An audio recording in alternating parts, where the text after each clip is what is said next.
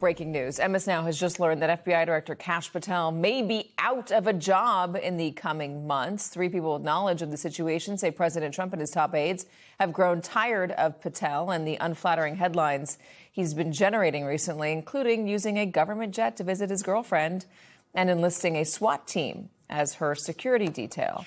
Joining us, MS Now Justice and Intelligence reporter Ken Delaney and MS Now White House reporter Laura Barone-Lopez. Both of them broke this story along with Carol Leonnig. Ken, give me more.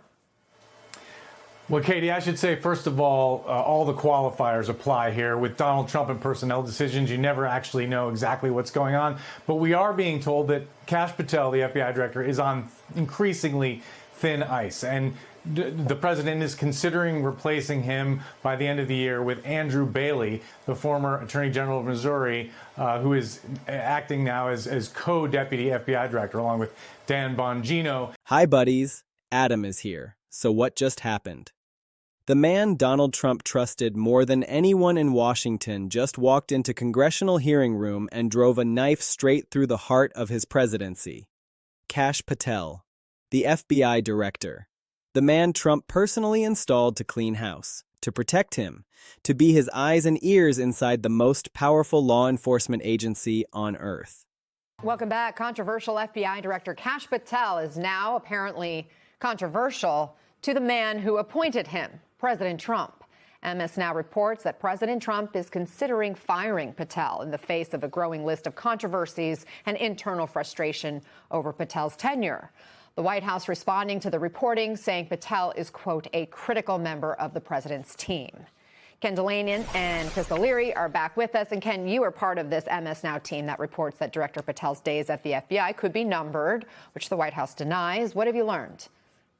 Well, Anna, my colleagues Carol Leonnig and Laura Barone-Lopez and I are reporting that President Trump has grown increasingly frustrated with the bad press that Kash Patel has been getting about his use of taxpayer resources, including the FBI jet to fly around his girlfriend and the provision of a security detail for his girlfriend, the country singer Alexis Wilkins, and also for some of his premature tweeting on some key investigations. Patel sat down in front of the House Judiciary Committee, raised his right hand, swore to tell the truth, and then proceeded to confirm every single accusation that has been circling Trump for months. He confirmed the order to suppress the Epstein files. He confirmed the firing of 47 FBI agents who worked on Russia investigations. Now to FBI Director Kash Patel, who has fired at least 6 agents tied to the 2022 search of President Trump's Mar-a-Lago estate. That's what 6 people familiar with the matter tell NBC News. But 3 of those sources say at least 10 employees were ultimately dismissed. As you may recall, the FBI search was connected to the federal investigation into President Trump's handling of classified documents after he left the White House in 2021. He had pleaded not guilty and denied any wrongdoing. That case was ultimately dismissed by a judge who was appointed by President Trump.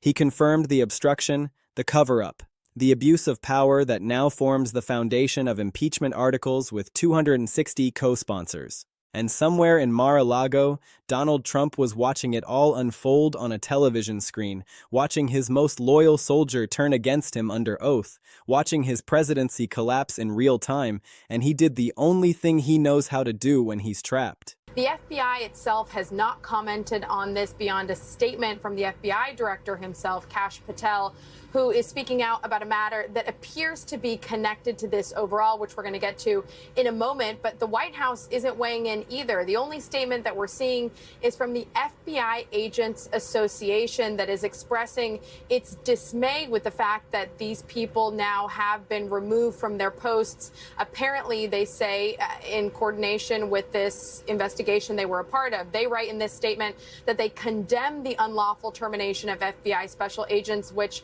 like other firings by Director Patel, violates the due process rights of those who risk their lives to protect our country. And he screamed into his phone and started typing furiously on Truth Social, calling Patel a rat, a traitor, a backstabbing loser.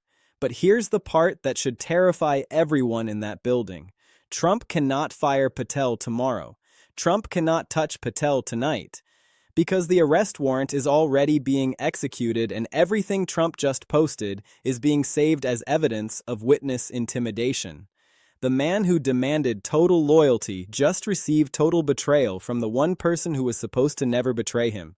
And there is nothing left to defend. Let me take you inside that hearing room because what happened there was not politics. It was not theater. It was the final collapse of a presidency captured in sworn testimony that cannot be unsaid. Patel was supposed to be there for a routine budget hearing. That's what the White House was told. That's what everyone expected. A few questions about FBI funding, some procedural back and forth, and Patel would walk out having protected Trump for another day. But the committee members had other plans. They started asking about the Epstein files, the documents that Trump had been fighting for months to keep hidden, the files that showed the full extent of his relationship with a convicted sex trafficker. They asked Patel directly, "Did the president order you to suppress those documents?" Patel could have invoked executive privilege. He could have pleaded the Fifth. He could have stonewalled like every other Trump appointee has done for years. Instead, he answered. He confirmed that in July of last year, he received a direct order from the President of the United States to block the release of Epstein documents that would be harmful to him. He confirmed it under oath. The room went silent. The cameras captured the exact moment when everyone present realized what was happening. The FBI director was testifying against his own president. Then they asked about the firings. The 47 FBI agents who were terminated in what the administration had called routine personnel actions. Patel confirmed they were not routine. He confirmed they were ordered by Trump personally. He confirmed the agents were targeted specifically because of their work on Russia investigations. He confirmed the stated reasons for their firing, the claims about performance issues, the bizarre references to George Floyd kneeling photos, were all pretextual. They were fired because they had investigated Donald Trump, because they had done their jobs and he wanted them punished. Patel confirmed it all, no hesitation, no evasion, just the truth, delivered in the calm, measured voice of a man who had clearly decided that his own survival now depended on completely separating himself from the president who appointed him. The reaction from Mar-a-Lago was instant and unhinged. Trump started posting before Patel had even finished his testimony. He called him a rat. He called him a traitor. He called him a total disloyal loser. He promised Patel would be fired tomorrow, but Trump cannot fire Patel tomorrow. Trump may not be president tomorrow. The arrest warrant that was issued hours earlier is already being executed. The marshals are moving. The property seizures are happening. And everything Trump is posting right now, every insult, every threat, every desperate scream into the digital void is being saved. It is being added to the evidence file. It is being used to build the case for witness intimidation and obstruction. Trump is doing exactly what prosecutors want him to do. He is proving his consciousness of guilt in real time on a platform watched by millions of people. Outside the Capitol, the city was already in crisis mode when Patel started testifying. 75,000 protesters had gathered, supporters and opponents clashing in the streets, Capitol Police implementing lockdown procedures, the same kind of lockdown procedures that were used on January 6th. The combination of the arrest warrant and the Patel testimony and the property seizures and the impeachment momentum has created an atmosphere of panic that nobody in Washington has experienced in years. Federal buildings are on alert. Law enforcement is bracing for violence. The city that usually sleeps through political drama is wide awake and terrified of what comes next. The White House response was immediate but completely ineffective.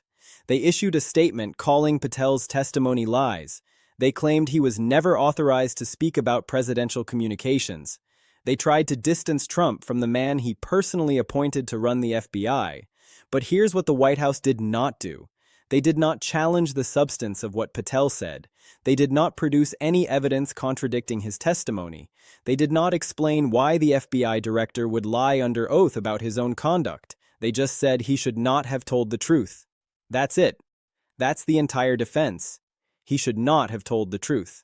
That is the response of people who know the truth is devastating and have no way to dispute it. That is the response of a White House that has run out of lies and is now just complaining that the truth is being spoken. Let me tell you why Patel's testimony matters so much for the legal cases that are about to consume this presidency. For months, prosecutors have been building obstruction cases against Trump based on circumstantial evidence and whistleblower accounts. They had documents. They had timelines. They had patterns of behavior that strongly suggested criminal intent. What they did not have was a first-hand witness willing to confirm under oath that the orders came directly from the president. They have that now. Kash Patel was in the room. Kash Patel received the orders. Kash Patel knows exactly what was said, and when it was said, and who said it. And Kash Patel just told a congressional committee, under oath, with the cameras rolling, exactly what those orders were. The Epstein document suppression order is obstruction of justice. There is no legal justification for a president ordering the FBI to suppress evidence for personal political benefit. That is exactly what impeachment was designed to address. That is exactly what criminal obstruction statutes were written to punish. And now it is confirmed by the FBI director himself, not by a leaked memo, not by an anonymous source, not by a partisan opponent, by the man who received the order. The 47 agent firings are abuse of power. The president used his authority over the FBI to punish people who investigated him. He fired them to send a message to anyone else who might consider investigating him. That is textbook abuse of power. That is exactly what the impeachment clause was written to address. And now it is confirmed by the FBI director himself. The timing of Patel's testimony is also devastating for Trump's remaining defenders. It came hours after Judge Howell issued the arrest signal that set the execution of the warrant in motion. It came as property seizures were already being documented across multiple locations. It came as the 25th Amendment discussions in the cabinet were reaching their final stages. Patel clearly made a calculation. He looked at the evidence piling up, at the warrants being issued, at the allies abandoning ship, and he decided that his best chance of survival was to cooperate fully and completely before the marshals came for him too. He decided that Trump is finished and that loyalty to a finished president is just another word for going to prison. The 260 impeachment co-sponsors in the House means the articles will pass whenever leadership brings them to the floor. That is no longer in question. The only question is timing. And Patel's testimony provides exactly what wavering senators said they needed to vote for conviction: sworn confirmation from a first-hand witness with no political motivation to lie. Senators can now point to Patel's testimony and say the case is proven. The FBI director said it happened. There is no ambiguity. There is no plausible deniability. There is just the truth, delivered under oath, captured on video, preserved for history. Trump's truth. Social meltdown is being watched by prosecutors who are adding each post to the evidence file. The man who cannot stop posting is proving his own guilt every time he types. He calls Patel a rat. That's consciousness of guilt. He calls Patel a traitor. That's witness intimidation. He promises Patel will be fired tomorrow. That's obstruction. Every post is a piece of evidence. Every post is a confession. Every post is another brick in the wall of the case against him. And he cannot stop. He will never stop. The same compulsion that made him famous is now making him a convicted criminal. The 75,000 protesters outside the Capitol are the visible manifestation of the crisis unfolding inside. People on both sides know what is happening. They know the arrest warrant is being executed. They know the impeachment articles are moving. They know the FBI director just testified against the president. They are in the streets because they understand that this is the moment when the institutions of American government finally turn against the man who spent years trying to break them. The moment when the loyalty that Trump demanded and received for so long finally runs out. The moment when the reckoning arrives. And for Patel personally, this testimony represents a complete break with Trump that cannot be repaired. He has made himself a witness for the prosecution. He has confirmed crimes under oath. He has chosen his own survival over loyalty to a president who would have demanded he go to prison rather than testify truthfully. Whatever happens next, Patel has permanently sided against Trump. The man who was supposed to be Trump's sword and shield inside the FBI has become the sword that cuts Trump's presidency in half. So here is where we are tonight. The arrest warrant is being executed. The marshals are moving. The property seizures are happening. The impeachment articles are moving to the floor with 260 co-sponsors. The cabinet is finalizing the 25th Amendment process. The FBI director has testified against the president under oath, and Trump is alone in Mar-a-Lago, posting furiously, calling everyone who abandons him a rat and a traitor, watching his legacy dissolve in real time on a television screen that he cannot look away from. The man who demanded total loyalty is receiving total betrayal. The man who attacked rats is being ratted out by his own FBI director. The man who claimed to be winning is losing everything. His freedom, his power, his money, his allies, his legacy. Everything he built is crumbling. Everything he touched is turning against him, and there is no one left to save him. His lawyers testified against him. His FBI director testified against him. His cabinet is removing him. His party is abandoning him. The courts are arresting him. There is nothing left to defend, and no one left to defend it. The next few hours will determine everything. The marshals are moving. The impeachment articles are moving. The 25th Amendment process is moving. Everything is converging on the same outcome. Trump's removal from power. The arrest will happen tonight. The impeachment will happen this week. The 25th Amendment will happen whenever the cabinet finishes counting the votes. But the outcome is no longer in doubt. It was sealed the moment Kash Patel raised his right hand and told the truth. It was sealed the moment Trump screamed into his phone and posted his rage for the world to see. It was sealed the moment everyone who ever protected him decided that protecting him was no longer worth the cost. This is the end. Everyone has turned. The arrest is tonight. The presidency is over. And the only question left is how many people go down with the ship. Drop a comment and tell me what you think. Does Patel's testimony seal Trump's fate, or is there still some path forward that nobody sees coming? I'll see you in the next one.